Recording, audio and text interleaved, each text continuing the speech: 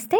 ఈరోజు మన లైఫ్ స్టైల్లో గోధుమ పిండితో న్యూడిల్స్ని ఎలా చేసుకోవాలో చూద్దాం. ముందుగా ఒక బౌల్ తీసుకొని అందులో ఒక కప్పు గోధుమ పిండిని వేసుకోవాలి. ఒక అర టీ స్పూన్ పసుపు, ఒక అర టీ స్పూన్ సాల్ట్, ఒక అర టీ స్పూన్ కారం, ఒక టేబుల్ స్పూన్ ఆయిల్ని వేసుకొని పిండి అంతా కలిసే వరకు కలుపుకోవాలి. ఇలా కలుపుకున్నాక మధ్యలో వాటర్ని యాడ్ చేస్తూ పిండిని సాఫ్ట్గా కలుపుకోవాలి. ఇలా కలుపుకున్న దాన్ని ఒక చక్రాల గిద్దలు తీసుకొని అందులో అడుగున ఒక ప్లేట్ వేసుకొని సన్నని హోల్స్ ఉన్న ప్లేట్ వేసుకున్నాక ఈ పిండిని అందులో పెట్టుకోవాలి. ఇలా మొత్తం అన్నీ పెట్టుకున్నాక పక్కకు పెట్టేసుకొని ఇప్పుడు గ్యాస్ ఆన్ చేసుకొని ఒక ప్యాన్ పెట్టుకొని అందులో సగం వరకు వాటర్ని వేసుకొని అందులో ఒక అర టీ స్పూన్ సాల్ట్, ఒక అర టీ స్పూన్ ఆయిల్ని వేసుకొని ఈ వాటర్ని బాగా మసలనివ్వాలి.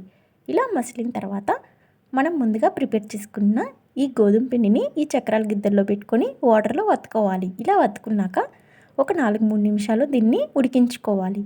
గ్యాస్ని లో ఫ్లేమ్లో పెట్టుకొని ఉడికించుకున్నాక స్టవ్ ఆఫ్ చేసేసి ఇప్పుడు ఒక జాలి గంటలోకి ఇందులో వేసుకోవాలి. ఇప్పుడు పైన ఒక గ్లాసు చల్లని వాటర్ని వేసి దీన్ని 3-4 నిమిషాలు చల్లారనివ్వాలి. మరొకసారి గ్యాస్ ఆన్ చేసుకొని ప్యాన్ వేసుకొని ఒక టేబుల్ స్పూన్ ఆయిల్ వేసుకున్నాక ఆనియన్స్ వేసుకొని ఫ్రై చేసుకోవాలి. క్యారెట్ని కూడా వేసుకొని ఫ్రై చేసుకోవాలి. ఇవి రెండు ఫ్రై అయ్యాక టమోటాని కూడా వేసుకొని ఫ్రై చేసుకోవాలి.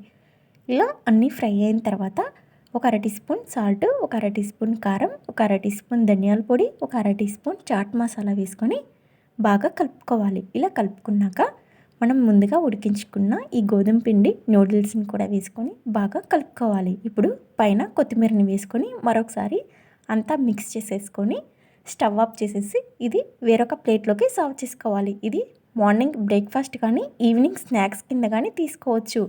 అలాగే పిల్లలకి మ్యాగీ, ఇప్పి, న్యూడిల్స్కి బదులుగా ఇలా ఇంట్లో చేసుకున్న గోధుమ పిండి న్యూడిల్స్ని ఇచ్చినట్లయితే హెల్త్కి కూడా చాలా మంచిది. మీరు కూడా ట్రై చేసి మీకు ఎలా వచ్చిందో కింద కామెంట్ సెక్షన్లో కామెంట్ చేయండి. మరిన్ని హెల్తీ రెసిపీస్ కోసం మన ఛానల్ని సబ్స్క్రైబ్ చేసుకోండి.